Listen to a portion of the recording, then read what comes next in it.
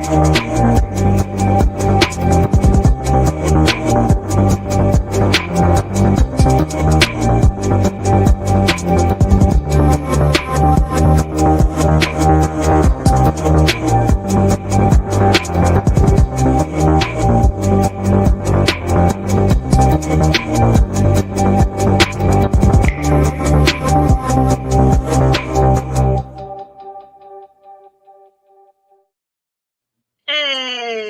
what up, though? It's Monday. Hey, y'all. How you be? I be fine. How you be? I don't need lots of y'all. The kids go to sleep today, like I'm trying to hold it together. Right. I done got Hey, fired. Ken. Ken is there. What up, though? What up, Welcome though? to the party. What's up, dysfunctional? Yeah, your girl, I done got 4 different shots today, and ain't now one. So this one, what was this one? I got a tetanus shot from when I fell the other day and scratched up my hand.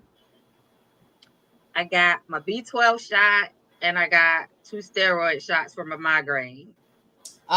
Ken said you going to see. Not because she only got 4 shots, but because she didn't get the big one. You know, the one in the ass, the gamma goblin.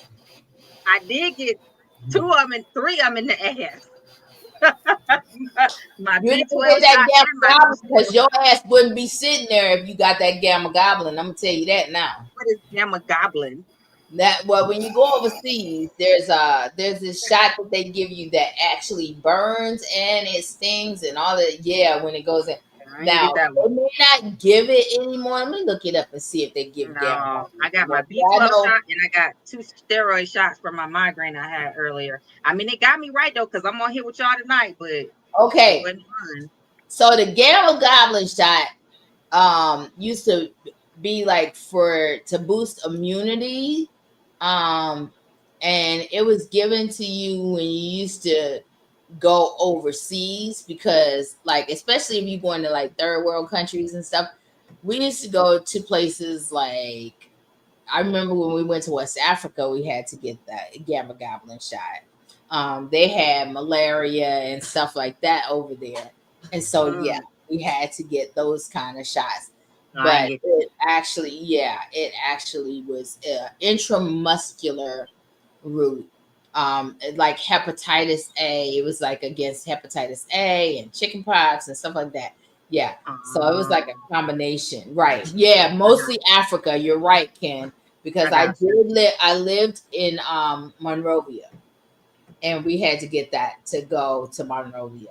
But yeah, so yeah, when you going overseas, a lot of times you be getting some other stuff, and then they tell you you gotta boil your water and No. take these malaria pills every Sunday and all this other stuff.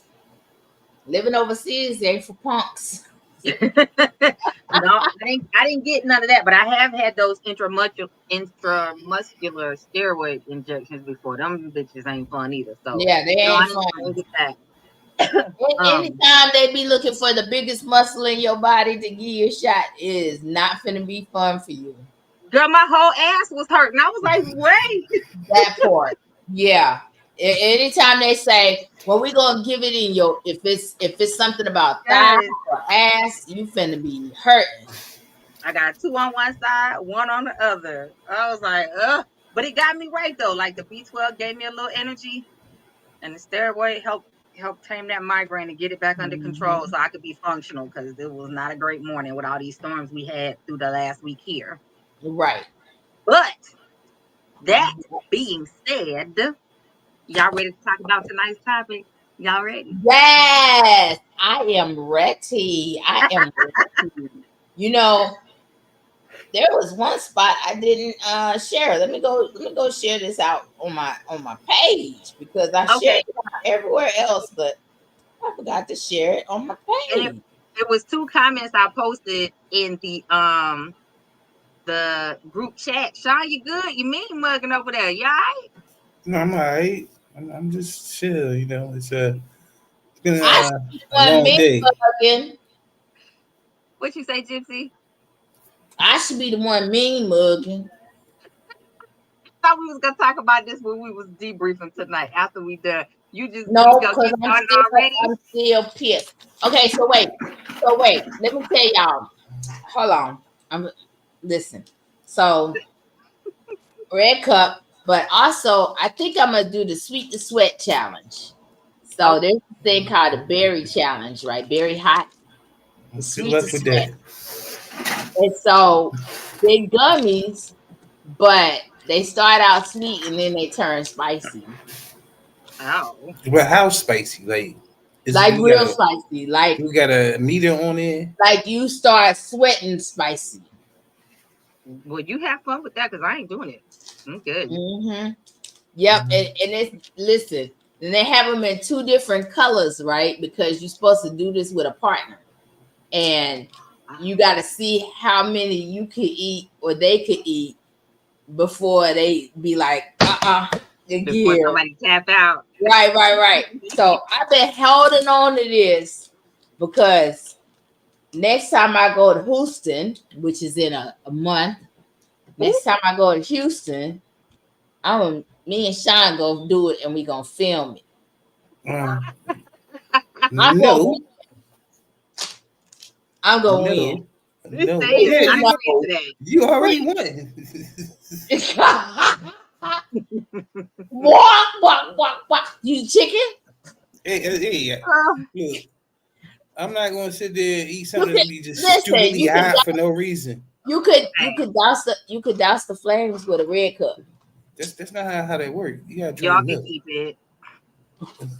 Anywho, the comments that came in, I filtered through a lot of them that came in from last week's topic because a lot of people were feeling it and resonating with it. So Gypsy, one of my friends that I sent the replay to, said she hollered when you said I might suck a dick, but I ain't eating no placenta. Well, hey, listen, and the thing is that what folks don't understand is we be saying stuff off the cuff and we keep it moving. Really And do. so I'm gonna have to go watch the replay because I said that. Me, me, I And said you did. Look, and you did. And Sean, I got a message on Facebook from somebody saying that she liked your weight limit and all, but she 325, baby, and you can hold her up anytime. I uh-oh. said, all right. Hey. Sean, But stay getting the ladies in the podcast. I was like, all right. Hey. I did say it depends on how it's put together. If it's put together right, I went to her page and looked at it because I was like, if she gonna talk shit, she better look good. so. Girl is good. I mean, she toned. I was like, okay, she wearing it. You would not Right. look at her from See? what I say as a woman. I wouldn't look at her and think she was 325. Like she was gorgeous. Because you know what, and that's the other thing that people don't understand, especially Black women. We carry our weight different. Yeah. And when I say gorgeous, I'm not talking about because she was plus size or anything. I'm talking about No, face. She had a fat ass. Like yeah, but she we was just carry our weight different. Let me just tell you this: when I was in the Navy, most of us that had to be tape measured were Black, and yeah. we had to be tape measured because on the scale we were heavier on the scale than we looked. And when they tape measured us, we were under the body fat percentage. So Yeah. and so there's that part. I Well, we mean, know the charts were never made with us in consideration. they were And they're not. still outdated to this day, you know. Yeah. So I don't go by the scale. When my doctor, my old doctor, he was like, you good. My newer doctor, she's like, I really need for you to lose a few pounds. And I'm like, Is she okay. is she by chance clear? I kind of figured that. You know, the clear folks always do that. They always do that because listen, nobody wants to be iron bored. But okay. Go So ahead. so So, and I've had on like I'm all about advocating for yourself. So I've had honest conversation with her. Like, I'm not concerned about what I weigh on the scale. I'm more focused on how I feel, how my physical. I know I need to lose a few pounds because my physical body hurts. My joints hurt more now. So I know that this is not the weight that my body feels is best at, you know. But I've never been, I don't think I've gone by those conventional scales in the past 25 years. So, because they're So not, they weren't made for us, they're not made for us. And we have to, I don't care what persuasion you are, you really still have to focus on your genetics, your family history, how you feel, your daily activities, your quality of life. You know, all of those things matter when it comes to whatever the scale may or may not say in your overall health.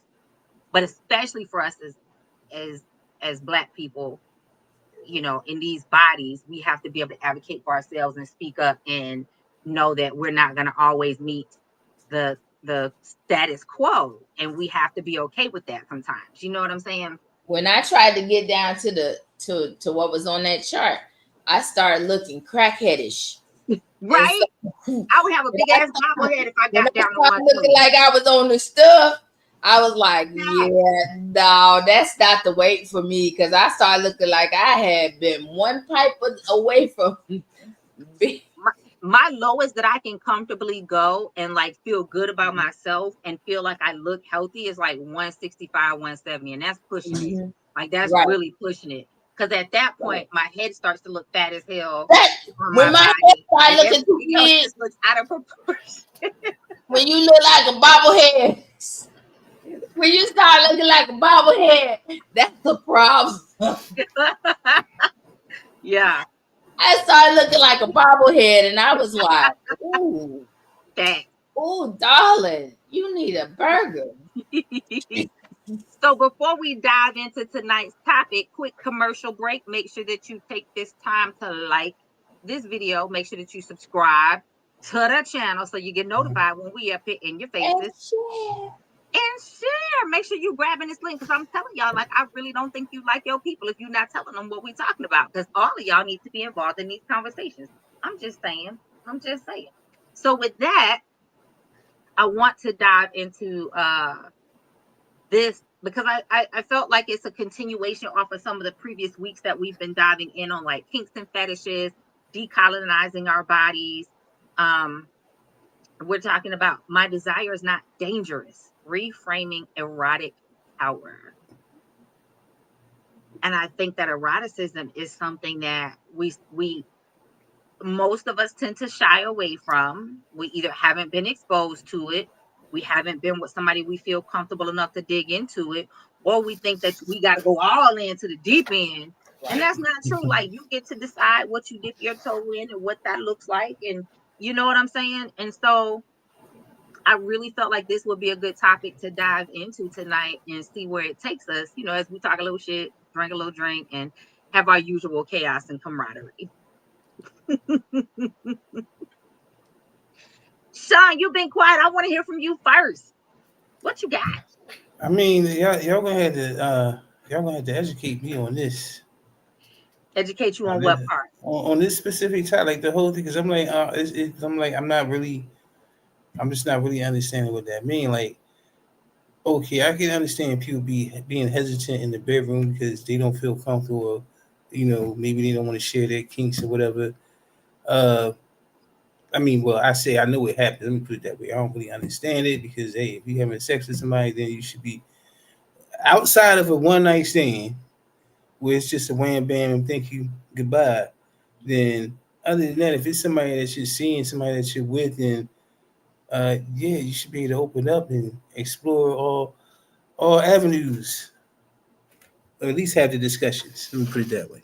Well, it seems like to me, when it says my desire is not dangerous, reframing erotic power, some people might like a little choking or something. And, people might be like, nah, I ain't finna catch no case and stuff.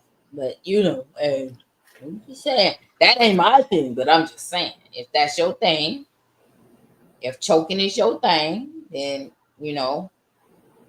have at it and cough up a lung. No. I mean, so that too, it could also be from the physical standpoint of safety and concern. That is a big one. You know, you got to have your safe words, your boundaries, your stop gaps, so that you guys are communicating through what makes sense and how deep you want to go with it. But also, I think we have to talk about the danger spiritually, emotionally, mentally, right? Energetically. A lot of times people are afraid of it because they don't know how deep they will go. They don't know their own limitations. They're afraid of what's going to happen if I don't stop, or if I don't know how to stop, or if they don't stop. What happens if I get too deep into this and I start to go further than I intended? What happens if I get too deep into this? We talked about last week, what if you start out as a fetish and then you end up really liking that person and it evolves into something deeper and more intense, right? I think a lot of times people are afraid of that too, because you got to think by the time you get to eroticism, that's a whole deeper level of intimacy. So let's back up. First of all, let me give a definition of what eroticism is considered to be. And that may give us a better place from which to jump off, right? So eroticism is described as a quality that causes sexual feelings as well as a philosophical contemplation concerning the aesthetics of sexual desire, sensuality, and romantic love. That quality can be found in any form of artwork, painting, sculptures, photography, drama, film, music, literature, advertising. Also can be referred to as a state of sexual arousal or anticipation of such, an insistent sexual impulse, desire, or pattern of thoughts. A French novelist, not even finna butcher the whole name, but a French novelist, Balzac, stated eroticism is dependent not just upon an individual's sexual morality, but also the culture and time in which an individual resides. So that's why I was saying, I think it's not just the physical part of how deep could I go? Is it going to be safe physically? But a lot of people are concerned about the emotional toll that it could take on them if they lose themselves in it, right? Does it become like a drug, like crack for them? Do they get addicted to all the things? What would they do if other people found out? Would they get judged for wanting to dig in and express that side of them? Like, I get what you're saying, Sean, that if you're going to be with somebody, and I say the same thing, like if you're going to give your body to somebody when we're teenagers, which a lot of people do start having sex as teenagers, in your young adulthood, in your 20s, you're learning yourself, you're finding your voice. So it can be more challenging to really have those serious conversations. Miss New Agenda said, no safe word if you choked out. It can be challenging to have all those conversations, right? But you still got people in their 30s, 40s, 50s, and 60s, 70s that have never had those conversations. They've never Well, looked at a penis unless it's going inside of them. They've never looked at a vagina other than smashing it and looking down at it. Like, these are conversations that I have with real life people, that men in their 40s and 50s don't know what the fuck a clitoris is. They literally have always just stuck it in and got to work and stood up in it, quote unquote. Like, you get what I'm saying? So there's a lot of conversations I think the three of us take for granted that people are having, they're not having. well, I don't take it for granted because I also know the circle that I travel in, but also I know the age that I came up in, and it just wasn't discussed. I mean, I'm 55, so we didn't talk about stuff like that. I think that the 35 and under crew are a little bit more open and fluid than we were. They're actually, they've taken the rails off, but at the same time, taking the rails off is dangerous because I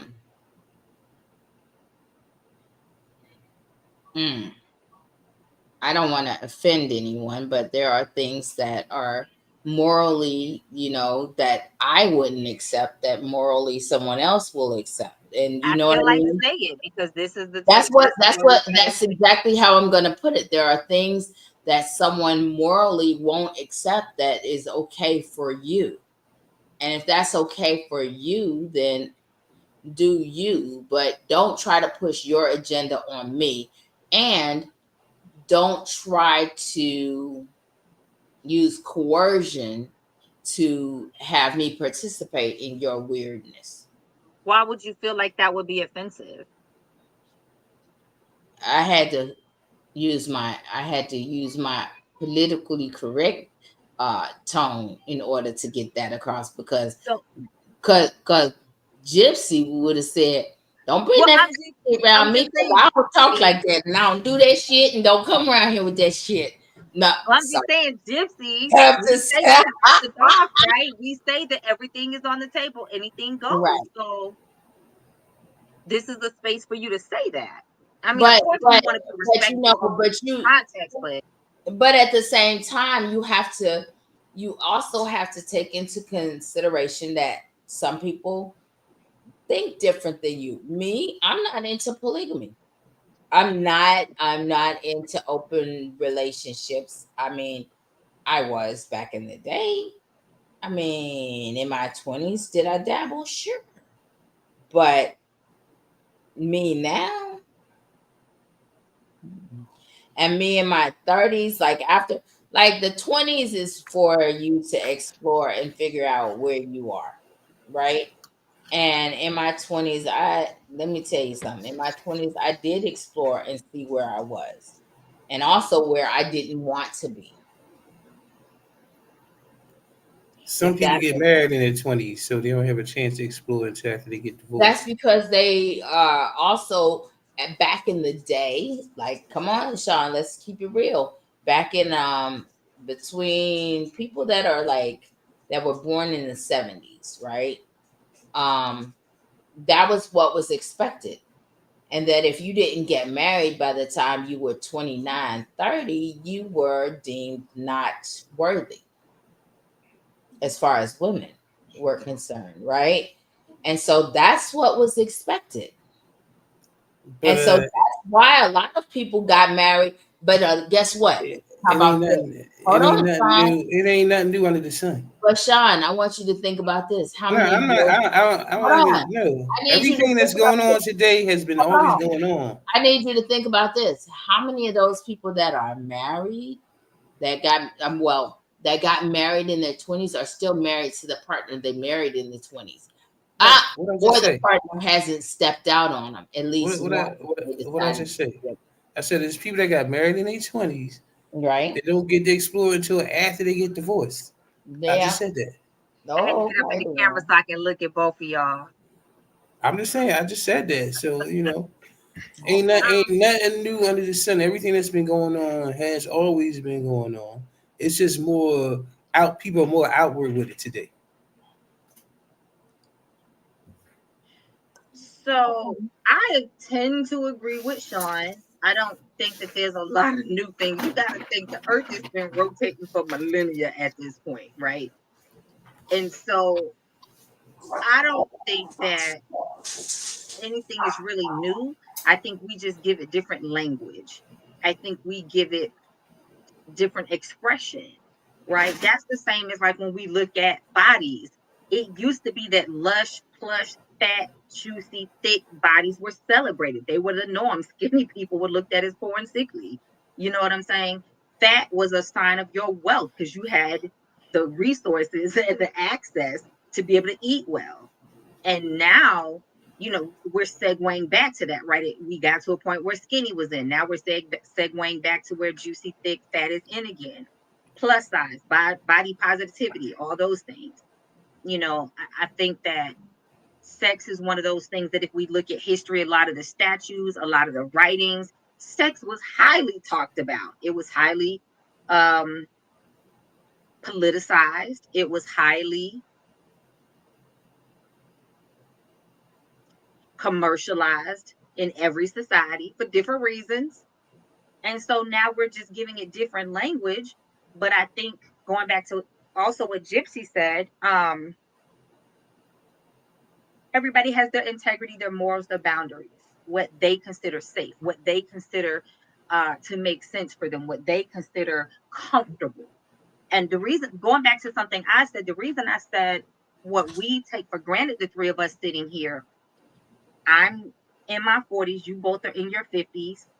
Most of our co-hosts, you know, Q's in her 40s, Michael's in his 50s, Benny Benny's in his 40s. Who else have we had on screen? Immuticus, I think Ken, is in his 50s, huh? Ken, Ken. I think is in his 40s.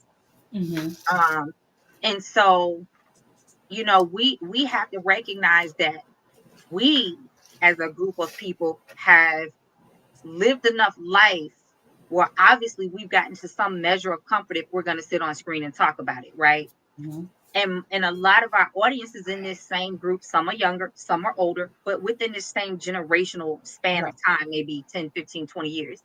Mm-hmm. But with that being said, I think that we have something else that a lot of people don't. Whatever that something else is going to be different for each one of us. For me, it's been my career. I was kind of forced into this because of the career I've been in and having to be able to have these conversations with people from an early age, with the clientele that I had, you know, doing hospice and in-home care, because sex was a huge part of their quality of life, right? So I've been having these conversations since I was 19 with Right. 45-year-olds. I mean, it was kind of like, oh shit, uh, huh? So you're talking about 26 years at this point that I've been having these conversations. There's a lot that I hear.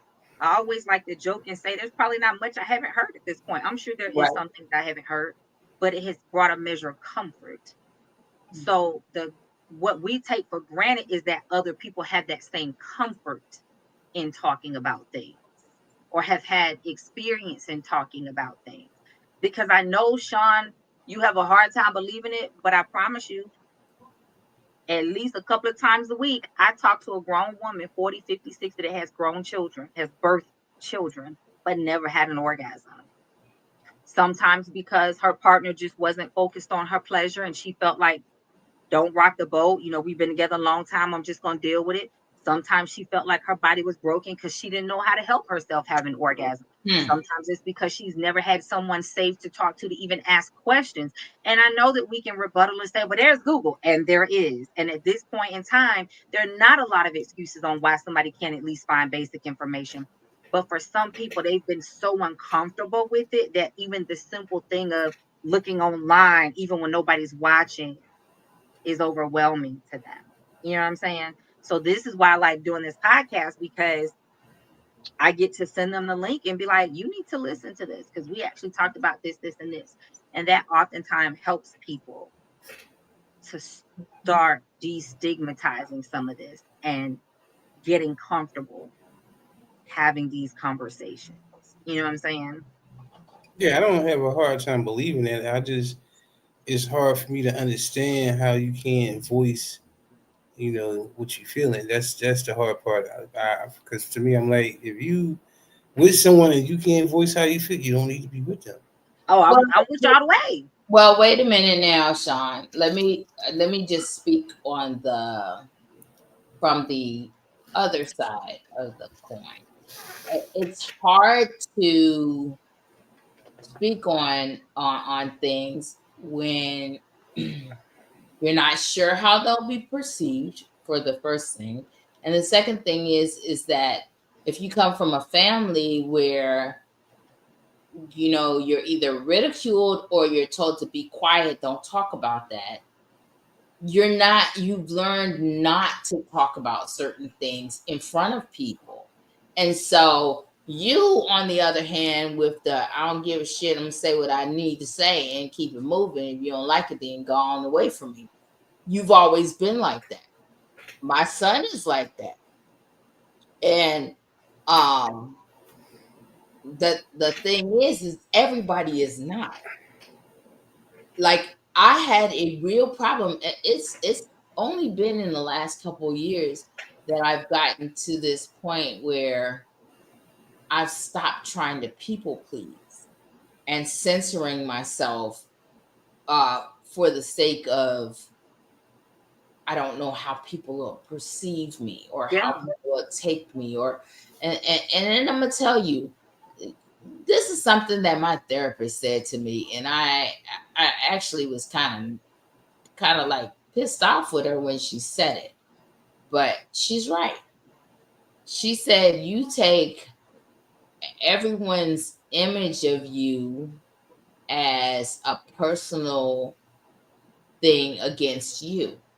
Like, Mm, including how your kids turn out.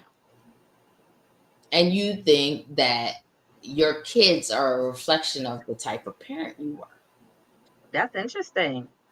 It is very interesting, but see, that is also very true, because I try to give them everything to make sure that, okay, they had a leg up, right? Um,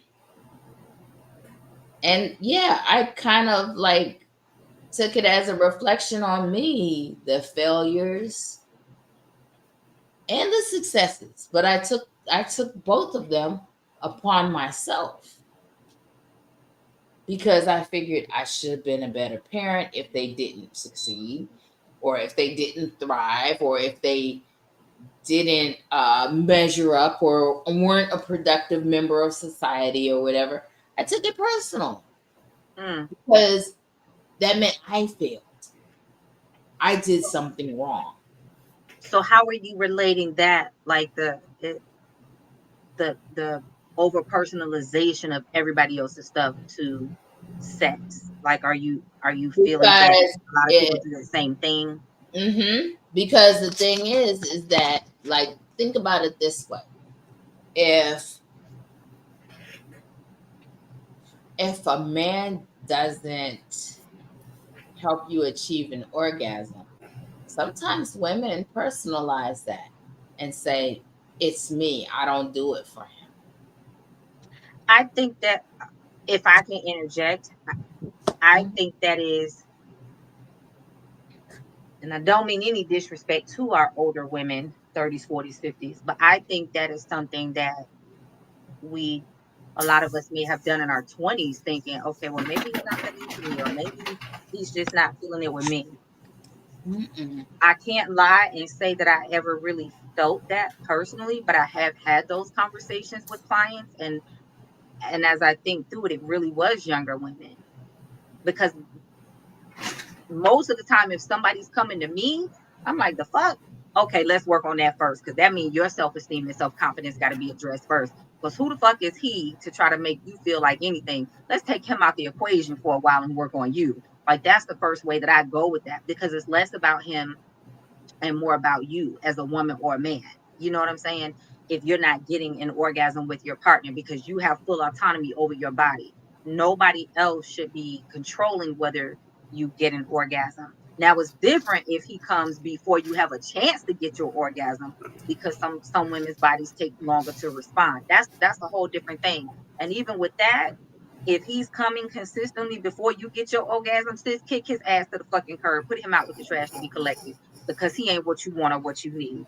Because any man that's worth your sacredness, I don't care whether you just fucking, whether y'all fuck buddies, friends, relationship, whatever.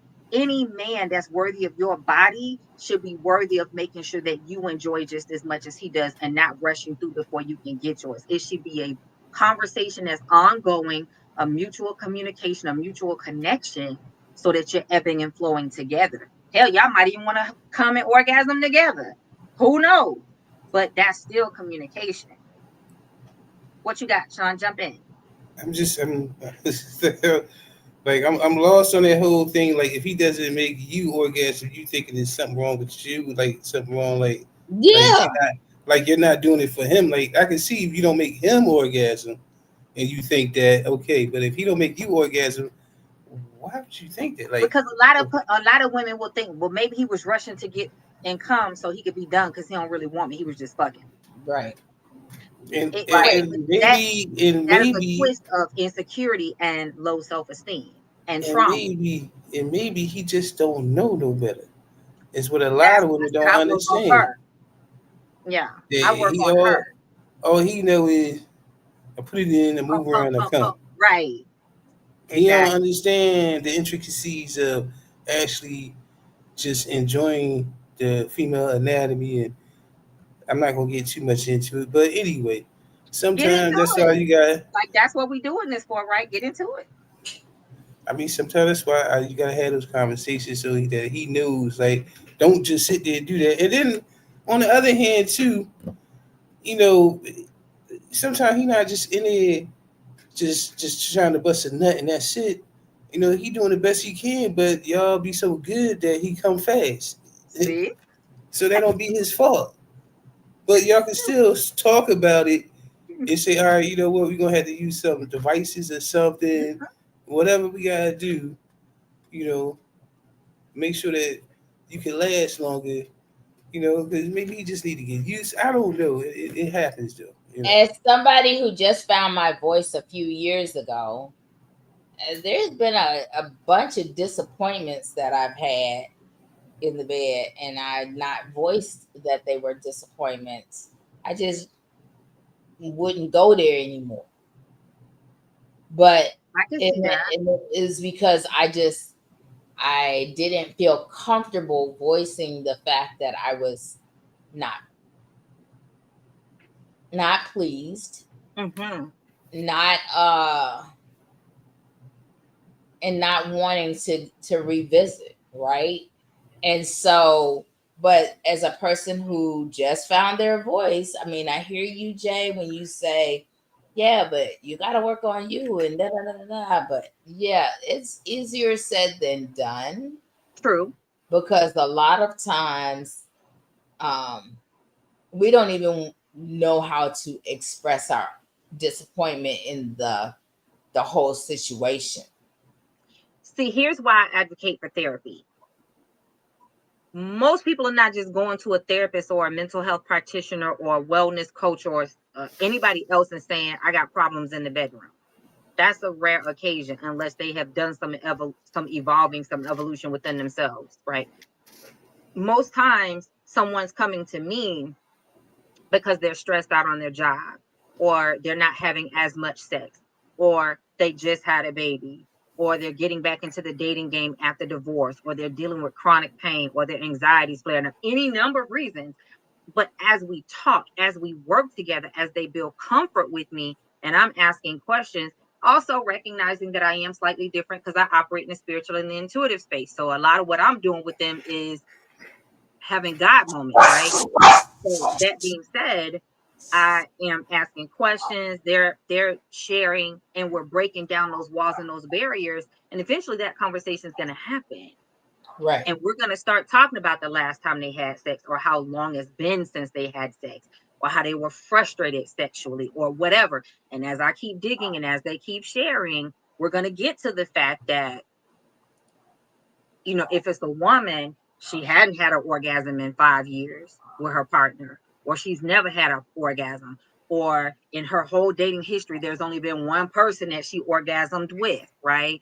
We're going to get to the fact, like Sean said, sometimes it might be one of my guy clients here and there. He like, dude, Jay, I can't hold it. Like, Mhm. she got me ready to pass the fuck out. You know what I'm Right, saying? right, right. And and so we have to talk about anatomy and physiology. We have to talk about hydration. We have to talk about making sure you're getting enough protein and you're exercising. What's your stamina look like? Are y'all talking? What kind of communication are you having? Are you working on foreplay? Are you working on, intimacy? Because all those things are different. You know what I'm saying? And so it, I don't operate from a place of conceitedness. I count it as a luxury, but that's the sad part. It should not be a luxury to have those conversations. It should not be a unicorn or they're just different. This should be the norm, but it's not always the norm. So that's why we have all these podcasts talking about it. That's why we have sexologists and coaches. That's why you have people like me. That's why we do this. You get what I'm saying? Because people need help to find their voice. People need safe space to talk through it and figure it out. Mhm. People need safe people to ask questions. Right. My girlfriends ask me stuff all the time.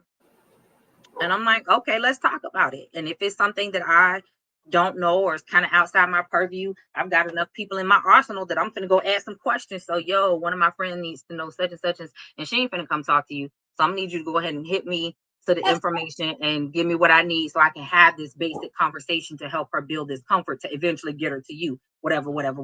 You get what I'm saying? But by the time we get into our 40s, 50s, and up, I am still advocating and saying that at some point we have to make that decision that we have power, that we have autonomy. At some point, we have to work on our self-esteem and our self-confidence. At some point, we have to decide that we're willing to ask questions to figure out what it is that we don't know so that we can thrive and live better and have a healthier quality of life. And sex is a part of that. It is. And a lot of people don't want to admit that sex is a very important part of life and part of relationships. You know, unfortunately, again, it's a generational thing. Yeah. Women weren't allowed to express that they really desired sex in the relationship and they desired to be fulfilled in the relationship.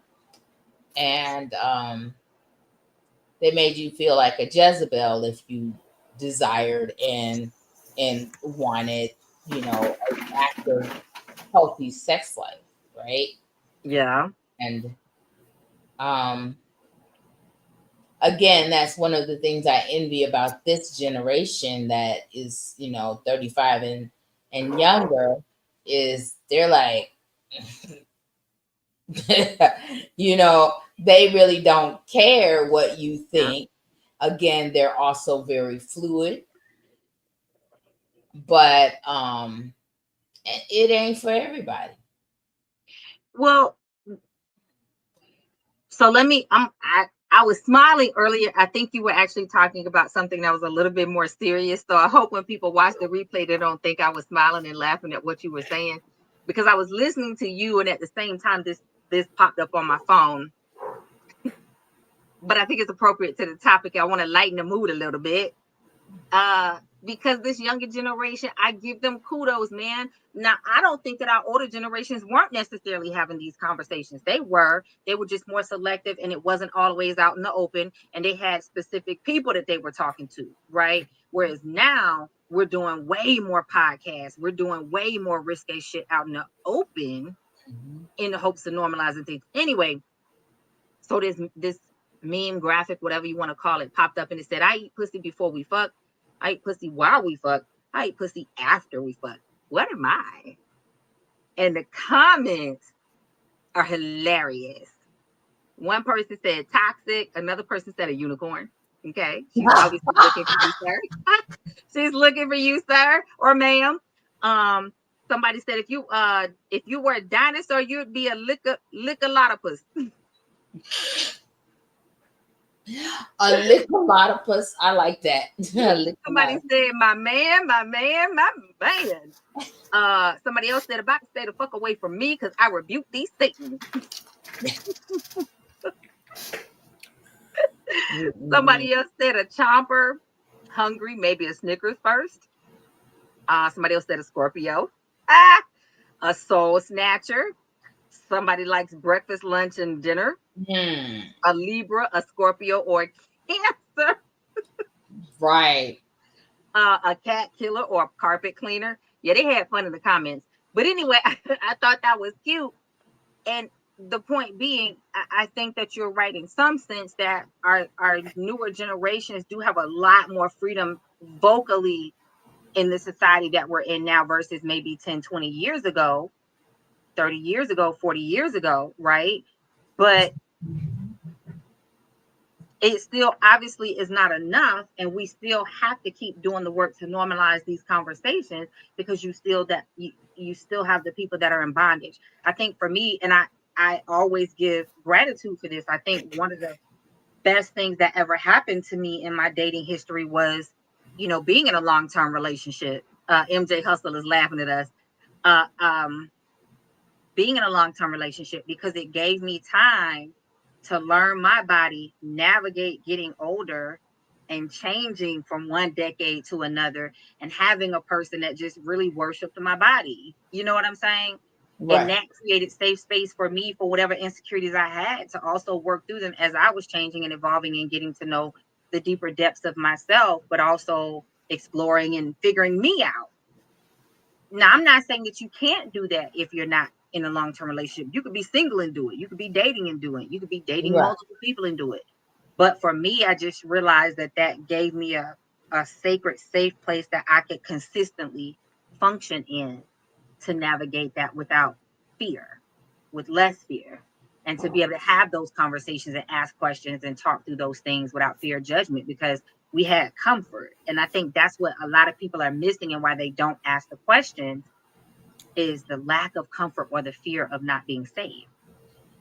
See, I think those Well, people are just they feed into the societal norm, so they scared because, like I said, ain't nothing new under the sun. There's people that's been doing everything they wanted to do since the beginning of time, and they just kept it behind closed doors and only talked about it among small groups. That's why you got these secret, organizations that have these wild sex parties that nobody know about, and things of that nature, because they find a like minded group of people, and they come together and they don't let nobody know what they be doing, and they been there doing the wildest debauchery you ever heard of, and then they come back and act like they, when they around everybody else, they prim and proper and everything is upstanding. Oh, you shouldn't do that, and they the main one doing it, just like those pastors or priests who sit there and speak out about this and that, and then they the main ones getting caught up doing it because Right. they want to say, "Oh, this is what you're supposed to do," because that's what society say. But behind closed doors, they wilding out, being power bottoms and shit like that. So Yeah. Yeah. Or you you have know, groups that, like the ladies group that I'm in, and I sometimes tell y'all some of the wild shit I see in there, and I'm like, yo, okay, you like it, I love it. But most people are posting anonymously because they still fear even judgment, asking that type of question. Yeah, they fear they judgment. they care what people think about them. they care about what people think. And I'm going to be honest. I told you it wasn't until a few years ago when I realized that I got more years behind me than I got in front of me. And I mean, and I still was really kind of selective about how I expressed it and stuff like that. But Mhm. yeah, yeah. I mean, how you gonna go from being a whole swinger to now I can't let shit out? I don't understand. Because I was a whole swinger behind closed doors that nobody knew about. Okay. So, There was that part. mm, So, and the thing is, also me in my 20s and me in my 50s is two different people.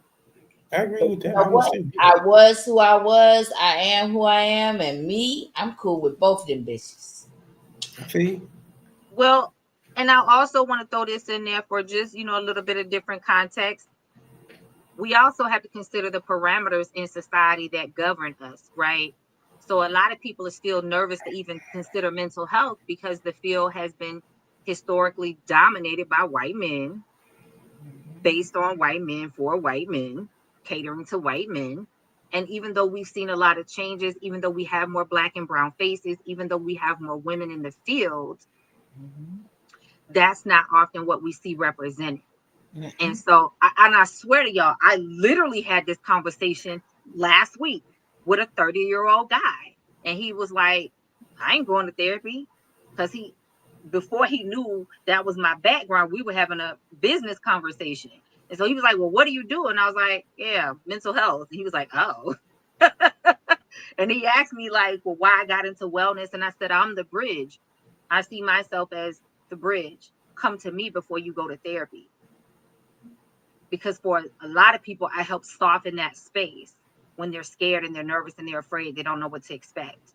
So let's work on a little bit, get you comfortable. And when you need more help, now you're ready. Now you're comfortable. If you don't need more help, then you're good with me and we keep it working, right?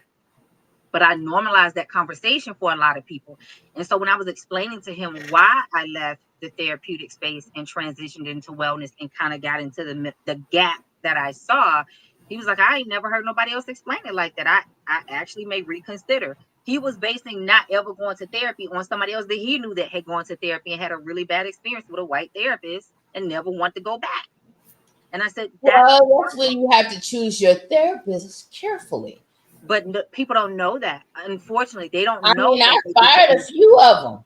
I yes. fired a few of them. And then I put some parameters around my therapy thing. That's what took me so long to find my next therapist. When my Yes. therapist had graduated, moved on, right? I said, well, wait a minute now. I need a new therapist. But look, can't be no white woman. Can't be no this. Can't be no that. Can't do this. Can't do that. But there was a lot to it because I know what my experience has been and what I can't accept. Now, let me just Yep. say this, Sean. I was thinking about what you just said about how you was gonna be a full swinger, and then all of a sudden, when you was talking about me being a swinger, right? But at the same time, that period in my life also taught me a couple things. I am not built for polygamy because I don't like to share. I'm fucking selfish. Facts. Me and you, So, I girl. mean, there was a lot of things that I learned about me during that period of my life when I was doing some exploring and stuff like that. Um, I also learned that I'm more traditional than I thought I was.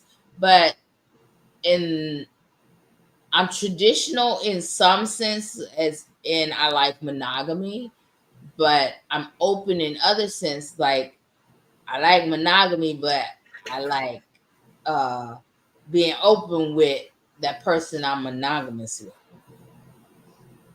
And there's That nothing wrong with that. Like, right. so, and I want to throw this out here too. Going back to the therapy for a minute, I wholeheartedly agree with you, right? So I tell people all the time, you got to interview your therapist like you interviewing for a job. If it's not a good fit, if it don't make sense, if the conversation isn't aligning, if you're not feeling the vibe with them, if you're not feeling comfortable and safe or like you want to explore, and hit the buzzer and on to the next. You might have to try 5 or 6 different ones with different specializations, different locations, different backgrounds, different trainings, etc., until you find someone who's the right fit for you. MJ Hustle said, yes, you do have to choose them carefully. And sometimes you're going to find one that's great for you in this season. You may work with them for a year or two and then move on to somebody else. Therapy is not something that you have to go to every week It's or not every stagnant. year, but it doesn't have to be only when you're in trauma. I go to therapy regularly and I have for 20 plus years. My therapy space is where I celebrate all my shit, right? My therapy space is where, okay, so I was going to say something. I don't really know if I want to share that yet. So let me circle around that. I'm finna share this. My therapy space is where I share what's going on with me, what I need to work through, what I need to vent about. That's where my therapy space is. And guess what? I could not find a therapist in this area that I could do that with. But guess what I did do? I told them I'm into virtual therapy. Get Mm-hmm. me one. My therapist is on the left coast. Mm-hmm. She all the way in Cali. So that Mm-hmm. means that my therapy sessions are at 7 o'clock on Tuesdays Mm-hmm. because that's 4 o'clock her time. You got to find the best fit, But whether they you white, gotta black, or find a anything else. therapist that works for you, even if they're not in your time zone, even if they're not, what you thought they would look like or be like or whatever. And yeah, I tried her ass on first. I sure Mm-hmm. did. And I knew I was gonna fire that ass too if it didn't work out. And I'd move on to the next one. Yeah. And the reason you have to do that, so Sigmund Freud made a statement long ago, like over 100 years ago, right? And he basically tried to assert that only unhappy people had sexual fantasies. If you're happy, you're not thinking about all this stuff. And that really informed a lot of the undertone and some of the boundaries in the therapeutic space on how sex was Mm. viewed and how sexual freedom, sexual fantasy was discussed and viewed, accepted, viewed and accepted. even though we now know he was kind of full of shit in a lot of the things he said, you still have a lot of people that really still believe that, even though studies have been done, even though articles have been written, even though the diagnostic manual has been updated, and even though trainings have been updated, and all those things. This is kind of like a lot of white doctors still thinking that black bodies feel pain differently, right? It's under that same falsehood that once something has been given and it's been given as true, you got a group of people that's going to latch onto it, and they're going to hold it for dear life no matter what else comes about. So you still have a lot of people in the therapeutic space that are going to be more traditional, more static, more boxed in. And so when somebody like us may go to them for help, we're going to have that negative experience or that hurtful experience because they can't mesh with what we're needing, right? So this is why we have to advocate for ourselves. This is why we have to ask questions. This is why we have to recognize if it's not a vibe, we got to let them go, because you should be able to celebrate your greatness with your therapist. You should be able to talk about your pain with your therapist. You should be able to ask questions. And if they don't know the answer, they can be able to tell you, I don't know. Let me do a little research. Or I don't know. Let me ask one of the practice partners. I don't know. Let me check with our specialists and da da da da da. And if it's just completely outside their purview, they can recommend a different type of professional for you to talk to, right? But we can't just go to therapy when we're in active trauma. We can't just go to therapy when something's wrong. We got to go to therapy to learn about ourselves and expand our capacity to see ourselves and find our power and build our confidence and our self-esteem. We got to work with other people. We got to talk to friends. This is why I advocate for women to have fucking friends that are not just men. And that's a hard space sometimes to be in, because a lot of times women have had experiences with And other women. stop having male friends that you really just want to fuck. And stop calling them your goddamn friend if you just want to fuck them. Sean That is my too. friend. Sean is my friend that I can call when I'm sad. Sean is my friend I can call when I'm happy. Sean is my friend I can discuss stuff through. That's the thing, is a friend is a friend. But if it's really you just waiting in the wings to fuck him, that ain't your friend. That's your future fuck partner. That too. But we as women have to have safe space with other women to ask questions that are not filled with low self-esteem.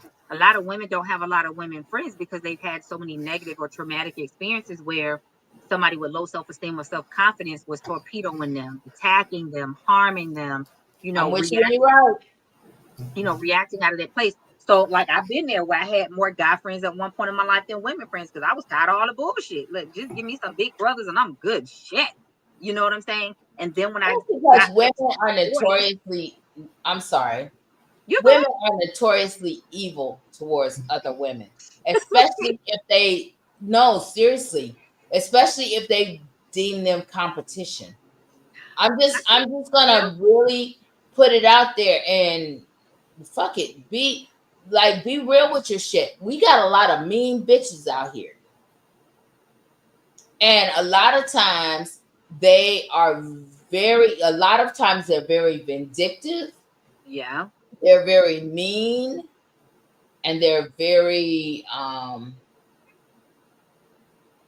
what is that word that I want to say? They kind of like, they actually set you up for failure so that they can actually exploit you. Oh, absolutely. But we have to do the work to get beyond those people to find the healthy relationships, because as women and as men, we need our like people, our counterparts, in order to have healthy conversations, to dig into, to investigate, to be adventurous, to ask questions, to learn, right?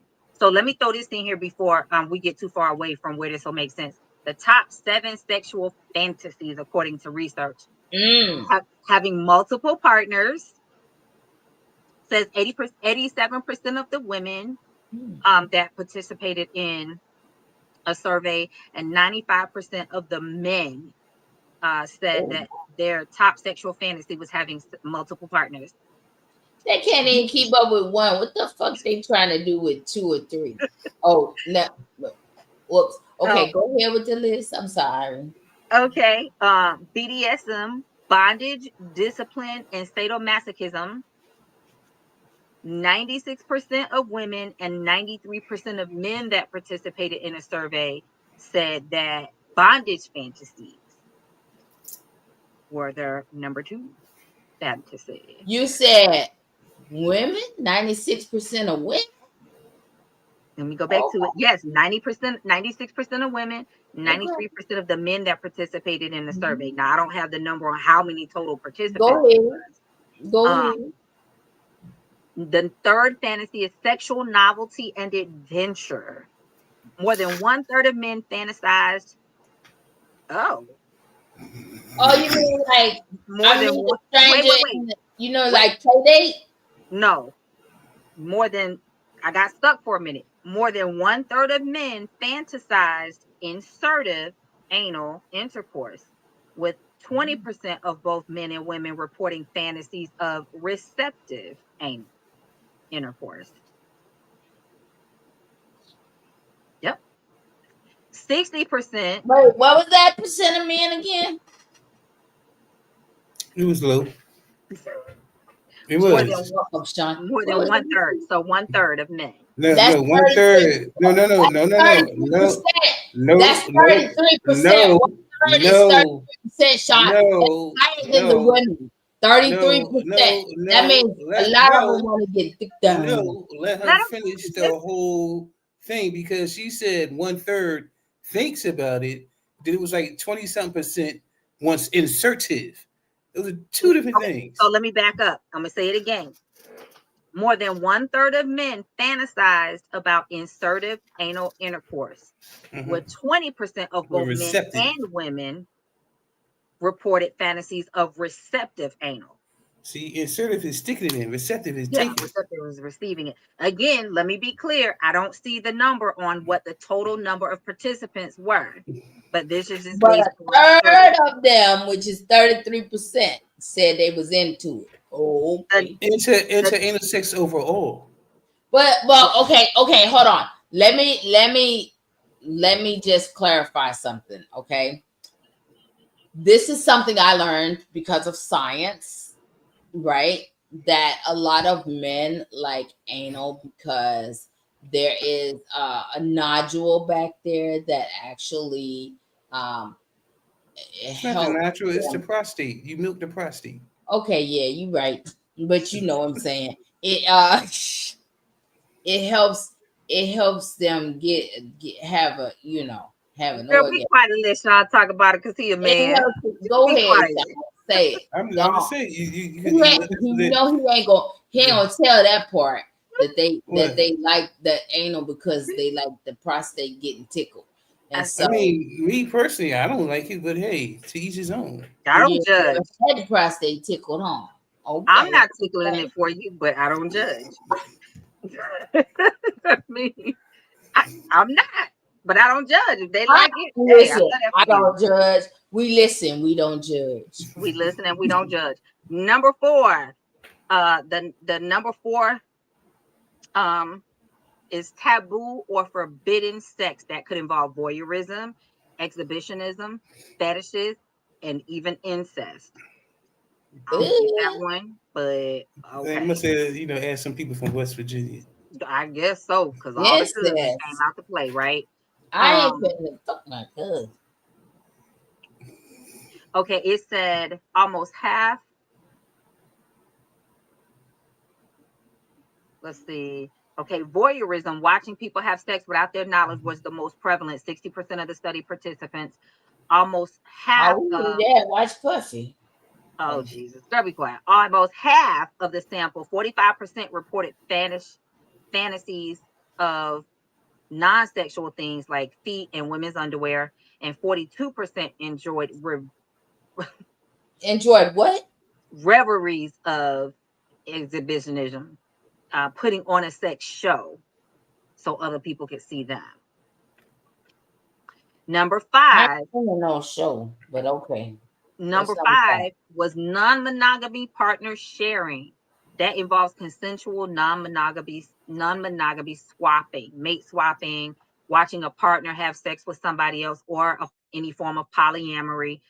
More than 2/3 of participants reported that fantasy. Number 6 was passion and romance. Most sexual fantasies are going to involve unrestrained sexual exuberance. Top let's see, and number 6, Wait, I'm sorry, wait number a minute. 7, I'm sorry. Say that again. Unrestrained. unrestrained sexual exuberance. So like whatever you want to do just goes. Focusing on feeling love, giving love, just the experience of love itself. And then number 7, flexibility, homoeroticism, gender bending. See what I'm saying? That fluid, that The fluidity fluidity, that they yeah, have. that's like lesbian, gay, bisexual liaisons, sex with transgender, becoming transgender. Animals. It That's is not not Animals. it. that, so I don't know. That's not But animals. Animals is something different. this Animals was is something different. What do you mean? Animals is fluid. I heard that's That's not fluid. That's not fluid. That is something totally different. That's his own so category. this was a study in case anybody wants to go bestiality. look You this right. up. In case anybody want to go look this up, this was a study, Americans' Sexual Fantasies, the largest study ever, done by Justin Laymiller, who was on staff at Indiana University's Kinsey Institute, a major center of sex research. He has, Wow. so if anybody wants to go look it up, that is the study that was done. Oh, okay, here are the numbers. He used social media. There was a sample size of 4,175 Americans aged 18 to 87 from all 50 states of the continental US. So if anybody wants to go look that up, but I thought that might help add some context to this conversation. R. Luke said that is bestiality. Huh, okay. Oh well, shit! I'm mad that you know. No, So, I'm kidding. I'm kidding. I'm kidding. I did say that. I corrected myself when I was thinking about it. I said, "Oh yeah, that's right. That's bestiality." But yeah, you're right. But at the same time, right? There are people that have these fetishes that people kind of like would raise an eyebrow on, right? yeah. And then and again, that's why people don't talk about certain things. They don't talk about Well, certain things because again, those yeah. are things that people raise an eyebrow on. People will be like questionable. They'll be like the person they whisper about when they coming in the room. They'll be like, "Oh, here they come." So here's the thing for me, right? I feel like y'all used to get on me and Benny used to say I was just doing too damn much. But this is why I say people got to have conversation because you shouldn't be out here fucking and you can't have a conversation, right? Like that's just how I feel. Because if you're going to give your body to someone, that's the most intimate exchange that you can have with a person outside of timeline jumping together. You know what I'm saying? So that being said, you should know what their expectations are in the bedroom. You should be able to ask them what their boundaries are before you have sex with them. You should be able to ask them what some of their fantasies are or their favorite positions or favorite locations or whatever it is that they want to explore. And that's not saying that you're going to get all of that talked about before you ever have sex. I'm not saying that at all because it's an ongoing conversation and it deepens over time. But you should be starting that conversation before you ever have sex. And even when you in the bedroom, like that could be sexy to talk about it while you getting your intimacy And and for your God's foreplay. sakes, go and have the test together. Go, yeah, get tested. Talk Get every tested time you start a together. new partner, you should be talking about getting tested. What are your results? Getting into that part of the conversation. And if you feel shame around talking about getting tested and sharing what your results are, then that's an indication that there's some personal work that you need to do before you sleeping with somebody. Right. I want us to normalize being able to have healthy, mature adult conversations and being able to explore our bodies ourselves so that we can talk to another person. Because if you don't know what you like, how can you tell them? Right. Nobody is Exactly. responsible for you having an orgasm or being able to come. But when you are able to communicate with them, they are responsible for co-creating an experience with you that both of you are able to get the kind of pleasure and enjoyment that you want, right? Our Luke said I study Europeans. Okay. I hear you. So these conversations that we had, whether they're going to a therapist, whatever it is that they're doing, my hope is that people are starting to step into their maturity in that evolution, because y'all, we can't continue to just be stupid as hell when we young and stupid as hell when we're older. Like, that just don't even make Right. sense at that point. You wasting life if you are not getting the best joy out of it for yourself and for your person. And I don't understand. If it's somebody you've only slept with once or twice, okay. If it's somebody that you just met and you jumped into it and now you got to pull it back a little bit to get to know them, I get it. But if you're going to have ongoing sex with a person and you're afraid to talk to them, there are so many things wrong with that. Right. Man, I said it before, I say it again. America was founded by a bunch of prudes, and that Yeah. thought process has just been going and on, going and on, going. And I mean, at this point in time, we so far away from that we should just be able to talk about anything and everything. And I just don't understand. Now, I'm not saying with everybody, Mm-hmm. but Right. at the same time, if you feeling somebody, you should at least have a baseline knowing that, okay, we at least be compatible this much that we Yes. can Right. explore going forward.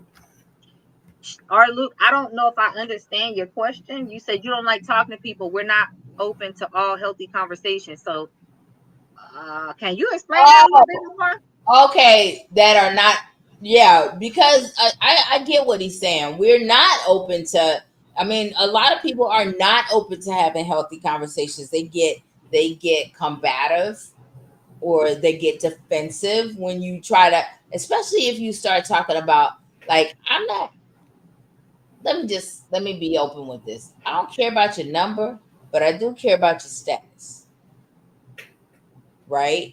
And a lot of people equate you asking about their status with asking about their number. Then that's the person I will never sleep with. If we And can't that and talk that about that and and this have a is conversation, no, it stopped right there. right. And see, that's the thing, is that you can't equate somebody's number with their status, because there are people with a high mileage count, but they're they're safe with it, and then there are people with a low mileage count, but they're reckless. Very They true. That's why I they was asking may him to have they may explain. have four or five kids, and the reason they have 4 or 5 kids is that they were having unprotected sex those times that they were having sex. And not only do they have 4 or 5 kids, but they're probably HIV positive. You see what I'm saying? And so, no, no, no, no. The reason I'm saying this is that, I'm like, wait. no, no, listen, this is the reason I'm saying this. There is a girl I follow on Facebook. Her name is Ladybird, right? And she's a motivational speaker, and she's an HIV educator and motivational speaker. And the thing is that her ex-husband uh gave her HIV, Mm-hmm. because he was, and the thing is that her ex's mother tried to warn her and tell her to ask him about his status. They did go and get tested before they were married. But did you know that the doctor can't tell you, even though y'all go get Yeah, tested together, they could be in a room and that person has to tell you. yeah, They cannot tell you that that person is positive, yeah. right? And so she tells the story about how that happened and stuff, and how she actually found out. And they were in South Carolina at the time, and he did go to jail behind this. I've He went actually to met a jail. woman years ago that got it Yeah, from her husband cheating, gave it to her and their son, right? Mm. right, Because she got pregnant not knowing. right, So, and and the reason I was looking kind of sideways is because I don't want people to take from that and think, okay, well, everybody that got 4 or 5 kids by different people walking around with HIV, because that's not true. Is it possible? Yes. right. But there's It also is the possible, possibility right, that somebody has one child and got right, it from their person or got it from their next partner or right, whatever the case may be, however they came across the exposure. I'm just okay. Or Luke said, I like having healthy dialogue, and we should both be open to valid topics. Okay, right, so now I'm with you, right, because I'm like, you don't have to talk to everybody, but if you're gonna have sex with somebody, I can't get off that hilltop, that mountaintop. You've got to be willing to open your mouth, people. Like, we have to be willing to ask, what's your status? When's the last time you got your STD panel done? Do you get I asked, do you get yearly physicals? Do you go to the doctor? I don't want to be with you talking about trying to have sex, let alone trying to have a relationship, if you're going to walk around with gangrene in your foot because you never go to the doctor. Like, to me, all of that's related. How do you take care of yourself? What is your hygiene? I'm listening to you to see, do you talk about taking a shower every day, maybe even multiple times a day? Because, nigga, if all I hear you talking about is you took a shower 3 days ago, no. Like, we should not be embarrassed to ask these basic questions. But a lot of people still are. And like you said, some people get offended. That's a red flag. And I'm about to run my ass in the other direction. If I ever ask that question and somebody don't want to answer it, I'm out. You ain't got to ever worry about getting 10 feet in front of me, because I'm out. Blocked. And blocked. Like, no.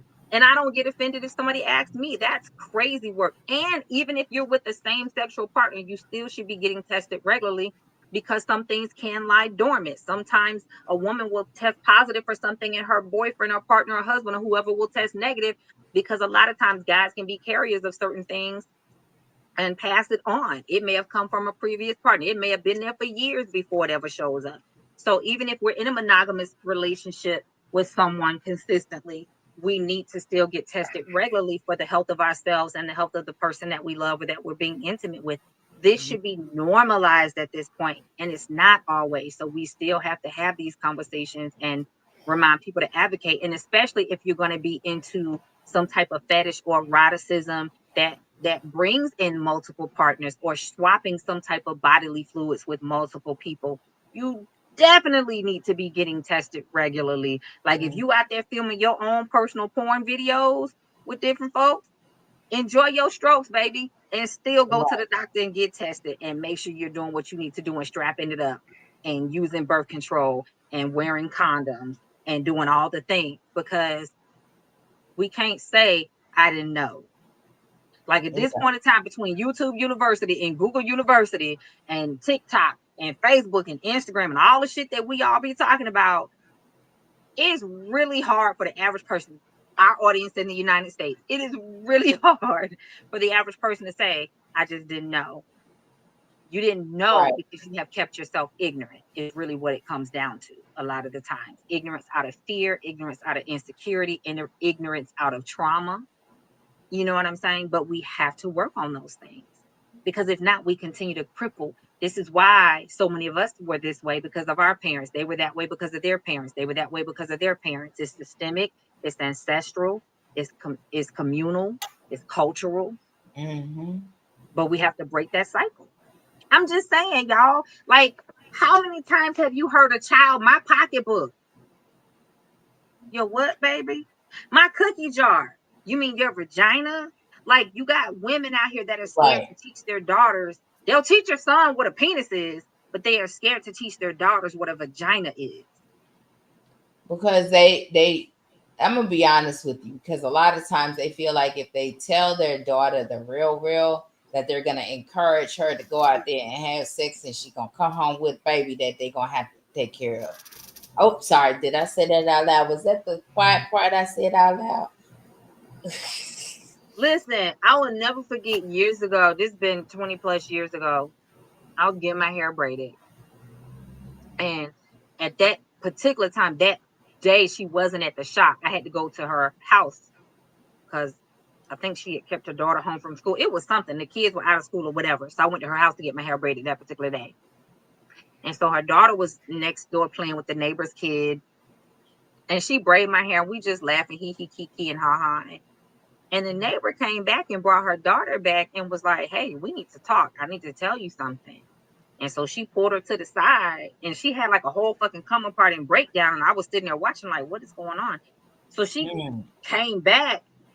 They brought her daughter. She beat the shit out of her daughter and sat her to the side. And I'm sitting here witnessing all of this, like, what the fuck is wait? Because I was kind of stuck.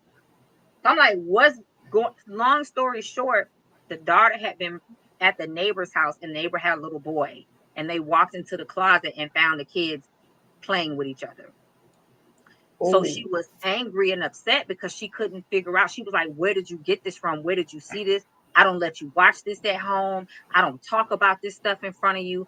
And like she was flabber, her gabbers were flaccid, right? Because she couldn't understand where her daughter was picking it up. Baby, she picking it up around everybody else she's around. She picking it up in school. She picking it up on commercials that she sees. She picks it up anywhere and everywhere. And even if somebody thinks they're protecting their child by not talking about it, no, you're doing them a disservice and you're handicapping yeah, them because you're the only one that's not talking about it. They're being exposed to it everywhere else that you're not and that you can't control. And that was exactly what happened to her 5-year-old. The two little 5-year-olds were in there fondling each other because they'd either seen it on TV, heard somebody say it, saw it in school. Another little kid saw it or told them about something they saw mommy and daddy doing, and they decided to try it. And she was heartbroken, and I couldn't say anything because number one, it wasn't my kid. you're right. But even at that age, I had enough awareness to recognize you're beating her for something that she really don't understand and that you have not equipped her to deal with. And this is what happens. Hey, Brittany, this is what happens in a lot of our communities is that we are not having the conversations out of quote unquote protection. And really, you are setting your kid to go out there in society and get the block knocked off of them when they run into the wrong people Right. that are going to be able to expose and take advantage of those and exploit those weaknesses. That's my 2 cents. No, I agree with you because a I lot of agree. people are sheltered, and then when they get out in the world, they don't know the difference between a lot of they don't even know the difference between good and bad sex. So yeah, it is what it is. But also you got to educate yourself. I got a question. And Sean, as a man, you may help me understand. I don't know, because I got a question. So a client reached out to me, and he and his wife had been having some conversations. They're involved in ministry. I'm trying to remember. I think he said he's 28 and she's 29 or 30. They've been married a couple of years, but they're both involved in ministry. And he's struggling. And I was like, okay, well, what's going on? So long story short, they want to experiment in the bedroom. The Bible says the marital bed is not defiled. They don't drink, they don't smoke, they don't club. They have a pretty vanilla life, I guess. Church focused, ministry focused, but he wants to try anal, and so does she. And they're conflicted. And in my mind, I couldn't make it make sense because I was like, they don't drink, they don't do. I was like, well, so you don't even drink wine? He's like, no, we take communion, that's it. And I was like, but you want to put your dick in her ass. Help me make that make sense. Now I can talk to him because we done built some rapport, we joke, we give it to each other straight. But I was like, help me make that make sense. And he's like, what the Bible says, the marital bed is not defiled. And I was like, okay. But I mean, Jesus made wine, so there's that. Like, how? I couldn't reconcile that, and I'm not a man, so I can't think like him. So I was like, I asked him, could I get his permission to ask a couple of gentlemen? So I'm asking you here in the podcast, and I did ask some other guy friends of mine to get feedback so that I could have some context to deepen the conversation with them. You know what I'm saying? And really create safe space for them to explore and talk through it. Yeah, but I'm a little stuck on that one. No judgment because we listen and we don't judge. But I was like, yeah, bro. Okay. Have y'all talked about threesomes and any other? Yeah, the marriage bed is not defiled. Yeah. And he was like, Jay, you stupid. And I was like, nope, I really am confused. But I'm gonna ask and I'm gonna get feedback. I'm trying to understand what's so confused about, because what does one have to do with the other? So typically when you talk to most No, I understand Christians, they're not gonna do any of it. I understand that part about that, but what does like one a triangle have to do with threesomes and things of that nature? Like they don't have nothing to do with each other. Well, they want to try that too. Oh, Right. okay. So they want to try all the Because, things sexually, but they won't drink wine because they feel like it goes against biblical standard. And I was like, y'all don't cuss either? Nope. Okay. And so it's like in every other area of their life, they are middle of the road. They're gonna toe the line, go exactly as the scripture says to go.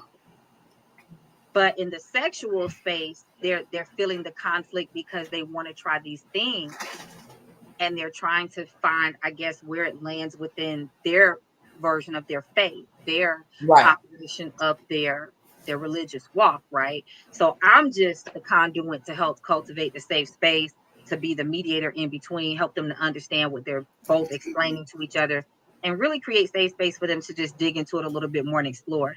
And I get the benefit of asking other people for context that I can share with them and help them deepen the conversation. But they really thought I was crazy for a minute, because I was like, okay, I'm just gonna ask y'all a whole bunch of questions so I can kind of see where you're at. And by the end, we were all laughing and they were like, you stupid. And I was like, yep, because I don't understand what the conflict is. Shit, do it all. Like, I mean, if you're okay with this, why not that? But Well, you that's know, because of society. And again, because society will accept them not drinking, yeah. society will accept them not cursing, society will have a hard time with them wanting a threesome. I'm like, at this point, just I'm do it all. just, We still hey, forgive you. no, but Yeah. listen, I'm just keeping it real. I'm just keeping it real because that's the thing is that society picks and chooses where their moral compass will fall. Very true. And And that's why I honestly, say it's going to fuck be different for society everybody. and do you. Because, I mean, whatever makes you happy, that's your wife, go for it. Ain't nobody business but y'all what y'all do. That's it. And honestly, it's going to be different for every person they talk to. They're going to talk to one minister who's going to be like, shit, go for it. It's amazing. Right. And then you're going to talk to another minister or clergy person that's going to be like, that's an abomination. You're going to burn in hell. You know, the Bible Right. says, scripture says, look at Sodom and Gomorrah. Look at Lot and his wife when she turned around, you know. So, and that's the point of them working with me, is just to have space with no judgment, where they can really just ask it all, talk about it all, let's research it, let's put it all on the table and walk you guys through this to figure out where you land with this. I don't have a dog in the fight. I don't care which way you go, right? But I Mhm. gotta admit, I was confused. Like, and thankfully we have that safety. So they was like, Jay, you just stupid, and we love it. Like, keep asking questions. Because I'm gonna ask, because Mhm. I want you to ask yourself and think through what your rationales are and what your reasonings are and your why and your context. That opens up the door for you to figure out where you land, what you believe, and how you Right. want to move forward, right? But I was like, I'm gonna be the one to tell you do it all. Like, I mean, why not? If you're gonna do one thing, do the other. Like, live your life. You know what I'm saying? But I Well, also I'm going to say, conflict because I've been there before in Christianity and afraid to do any damn thing for condemnation, you know. Well, I'm going to that's say do because what people you don't. comfortable with. Oh, sorry. Yeah, do what you comfortable. I ain't going to say do it all. Do what you comfortable with. As long as y'all both comfortable with it, slowly progress and do it. But if either one of you not comfortable with it, then Yeah. it's off the table.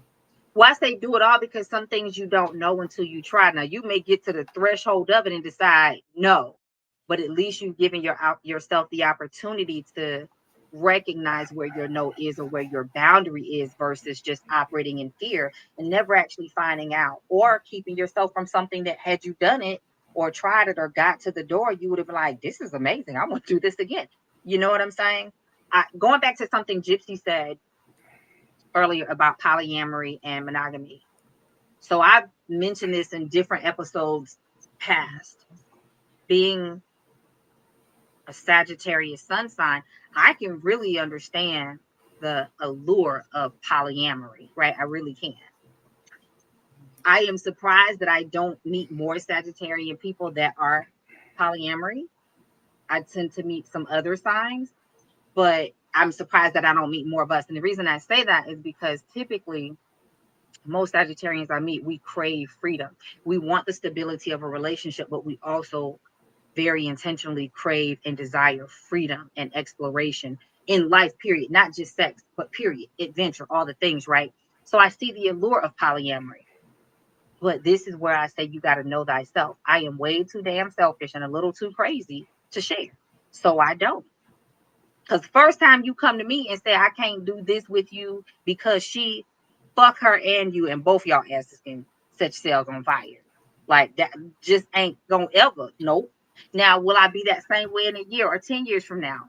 I don't know. I think I will. But who knows? Because life changes, right? People change. We evolve, we grow. But I'm saying all of that to say that's part of what I shared with them as well. Like some things you don't know until you sit and ask yourselves the question. You know what I'm saying? I had Well, to ask myself questions when people kept bringing polyamory to me, because I have these conversations with clients and friends. And I had to ask, well, why am I not interested in it? Or what I recognize is number one, I can look at a woman's body and be like, damn, she fine. She gorgeous. She got a fat ass. Like her boobs, they're perky. But there's nothing in me that is attracted to her physically to ever want to have anything intimate, right? That's just not a thing for me. Number two, I got enough on my plate trying to deal with my damn self and my layers and personalities and whatever man is in my life. I ain't got time to be trying to balance another one. Like, you know what I'm saying? But I knew that because I dug deep enough to ask myself questions and get to my why and figure things out. Um, so that's why I say we got to talk about shit. Or Luke said, me personally, I don't believe the sin is in the wine.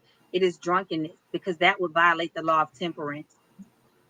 but what I am gonna say is that some people like to claim polyamory when really they just hoes, Oh, well, because you're not a polyamorous person in a polygamous relationship if your partner doesn't know that you hoeing out here. So stop that polygamy, because the first thing you should say if somebody tells you they're in a polyamorous relationship, well, let's meet your partner. mm-hmm. Because if they won't let you meet their partner, they're lying.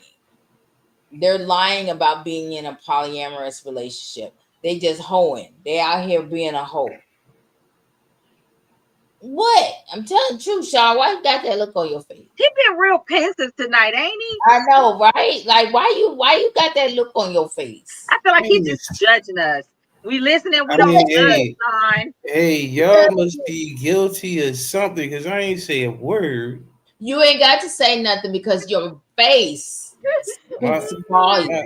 I'm just sitting here, but now well, the one thing I was thinking, what if they like not want to quote unquote polyamorous, but just have an open relationship where hey, we together, but you could do you, I'm gonna do me.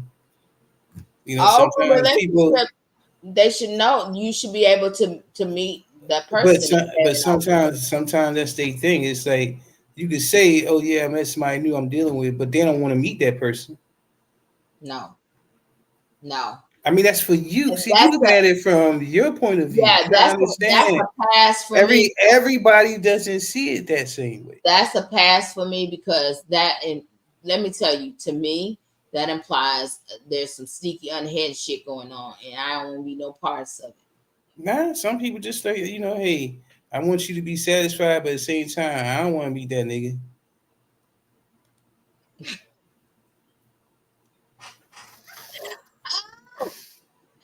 I mean, I can see that because Ah!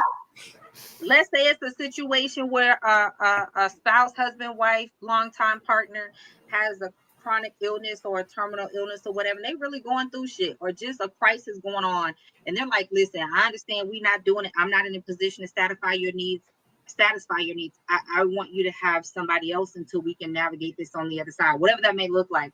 They may not give a fuck what you doing as long as you don't bring it around them, keep it out their face, keep it respectful, don't embarrass them in person. I've seen those kind of situations. So I see both of your points. I understand what you're saying, Gypsy. Like, the fuck, I'm not dealing with nobody if I can't meet their person. But for confidentiality and privacy and just sacredness, sometimes people don't want the other boundary to cross over and mix. I just don't want to. I just don't want to be out somewhere and then she get to cutting the food and shit at some restaurant or wherever she see me or happen to see me, you know. And I'm like, yeah, no, I'm not. That's a hard pass for me. That's a hard pass for me because, um, if it's truly open, you should be able to meet the person. Our Sorry. Luke said if the wine was, I'm guessing this bad, was Right. Jesus would have sinned Jesus would have sinned making it. making it. Yep. Yep. This is true. Um, I But get it. I mean, but that's no different we than, need more wine, and he made it. but that's no different, Gypsy, than you dating somebody new and their ex not being over them and seeing y'all out in public and cutting the fool and acting the ass. I mean, people gonna do what they're gonna do, even when somebody's on the up and up and telling the truth. Because I've seen that too. We've all seen it. That one person who just can't let somebody go, man or woman, and they see their old person out with the new person, and they get in their feelings and decide can't nobody have them but them, and they cutting up, breaking shit, cussing, carrying on, acting a fool. Mm-mm. So You're not buying that. this is my the fuck you say. Look, On a random note, I realized that why do lighter complected people seem to have the biggest ass fucking forehead? I don't know. I guess it's just that it's shinier because y'all light. is that what it is? Because light bounces off for light. Oh my Anywho, god.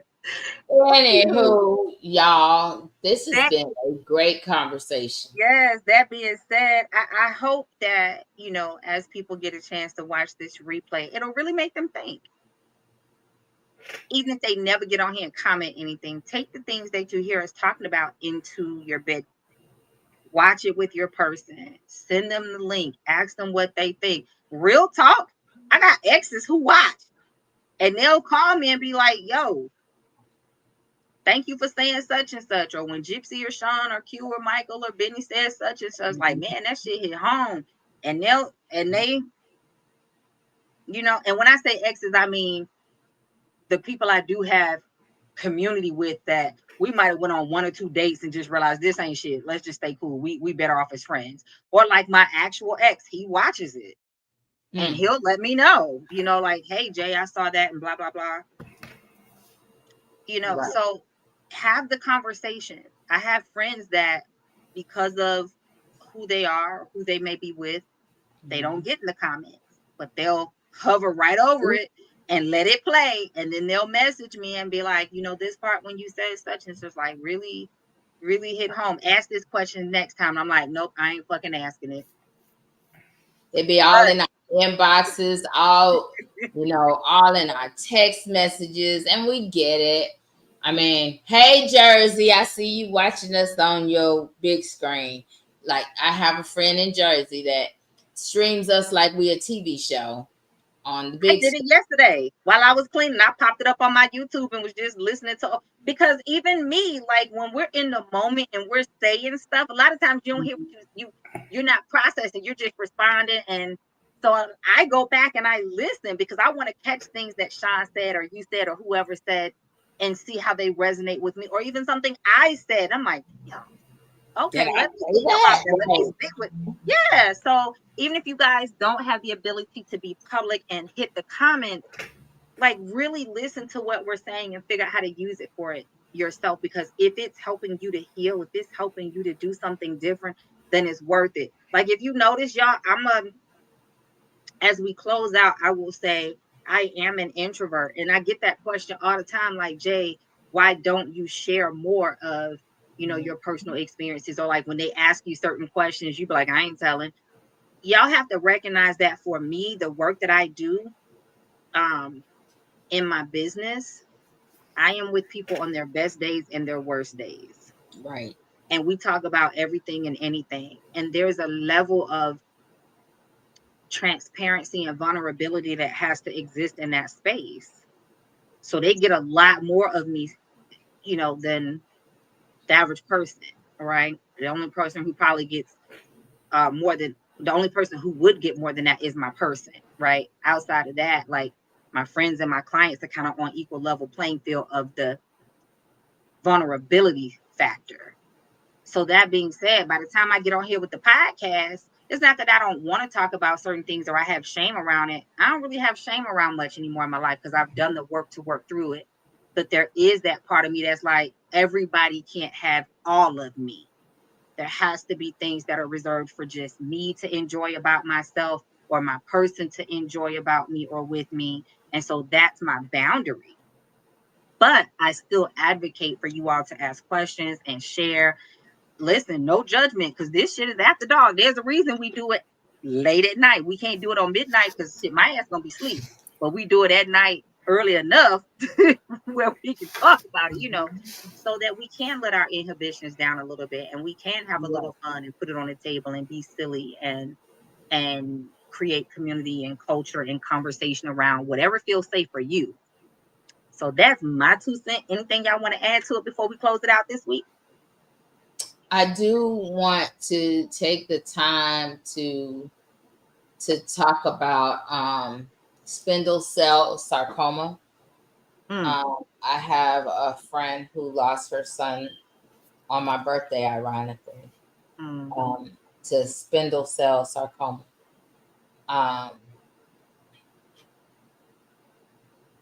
Yeah, he was a That's kid. intense.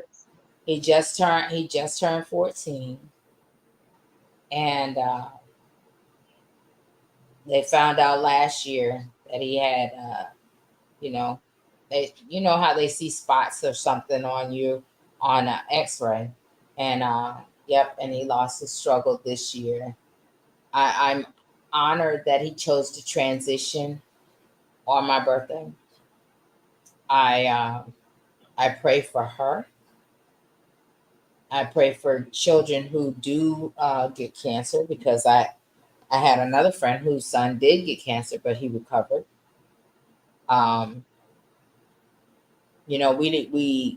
We kind of expect people when they're older to leave here, but when they're younger, we kind of expect them to grow up and become members of society.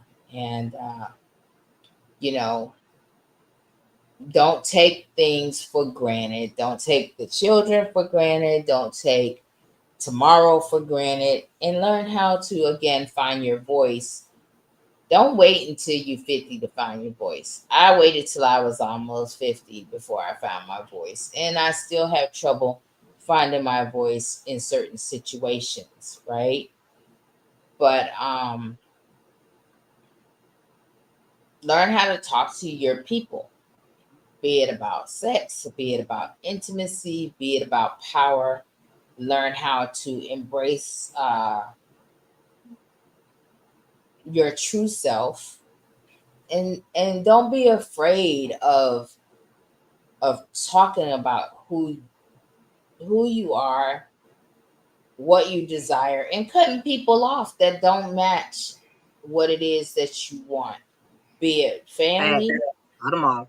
cut them off. Be it family, or be it people that work with you or whatever. Just, life is too short to be unhappy. So that's what I want to leave you with, because while we do talk about empowerment, we talk about empowerment every week in different forms and fashions, but find what empowerment means for you. Hey, closed mouths don't get fed. That's all I gotta say. Well, to end us on a more peaceful, happier note, so everybody don't walk away sad, because that's heartbreaking. But thank you. I wasn't being funny, Sean. I wasn't being funny. Leave me alone. Anywho, because that's heavy, but I do appreciate you sharing that, because we hold space for all the things, and that's part of healing, right? But just to end us on a happier note, I feel like I look good for 45, y'all. Like, that's good for double nickels. yeah, like, you know how some folks be like, 45 where? You be like, bitch, right there. Like, what the fuck is you talking about right now? Right. I feel like I look good for 45. I'm just Right. celebrating that. That's it. I'm just celebrating being on this side of the dirt. Right. Yes. With that, we bid y'all adieu. Mwah. Thank y'all for being here with us, for loving us, for sharing, for liking, for engaging, for sending us content ideas, for helping us to grow. It's progress. It's a journey. Sex, healing, intimacy, all the things are a big part of the healing space, and we need to hold safe conversations around them. So I appreciate every episode that y'all join us. I appreciate every question y'all ask, every comment that y'all make, and really just being in the trenches here with us to help continue to be a part of normalizing the conversation. With that, my Share good and people, subscribe. there you go, and we will see y'all next time.